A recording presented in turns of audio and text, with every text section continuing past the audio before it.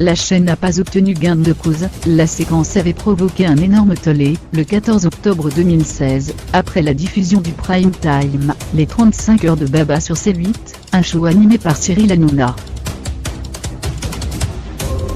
Pour rappel, le chroniqueur Jean-Michel Maire s'était alors permis d'embrasser une jeune femme, Soraya Rifi, sur le haut de la poitrine sans son consentement après un happening, la faisant passer pour Kim Kardashian.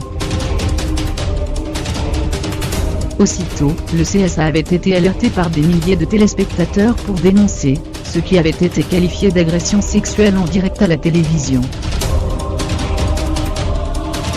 Le 23 novembre 2016, le CSA infligeait alors une mise en demeure à C8 tout en déplorant une séquence présentant une image dégradante des femmes et véhiculant des clichés sexistes. Saisi par la chaîne C8 le 2 février dernier, afin d'invalider cette mise en demeure du CSA, le Conseil d'État a finalement rendu sa décision, ce 4 décembre 2017.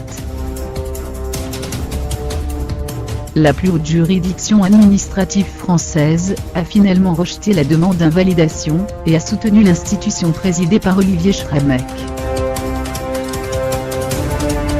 Le caractère humoristique du programme n'était pas de nature à justifier une séquence qui ne pouvait que banaliser un comportement consistant à embrasser une femme contre sa volonté manifeste, peut-on lire dans la décision publiée ce 4 décembre. Un revers pour C8 qui a déjà réglé une amende de 3 millions d'euros, et qui est en attente d'autres décisions de la part du chat, c'est la dernière ligne droite. Dans Secret Story 11 sur NT1, l'heure de la grande finale se rapproche. Les 4 finalistes Noré, Laura, Barbara et Charlène n'ont plus qu'une petite semaine à tenir avant de savoir lequel d'entre eux remportera les faveurs du public. Que s'est-il passé dans la maison ce week-end, après les départs de Camilla et Alain? La réponse tout de suite. L'esprit de Noël dans la maison. Charlène et Barbara sont ravis de voir Benoît et Benjamin de retour dans la maison.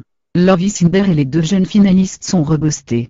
Après le petit déjeuner, les habitants sont invités à décorer le sapin de Noël de la maison. Tout le monde danse au son de l'Un for Christmas de Mariah Carey, et l'ambiance est très festive. Malheureusement, au bout de 24 heures, les 2 bobos sont invités à quitter la maison des secrets.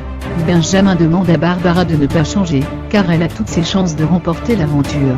Charlène est plus amoureuse que jamais de son Benoît. Tu et moi, lance-t-elle. Ultime supercherie.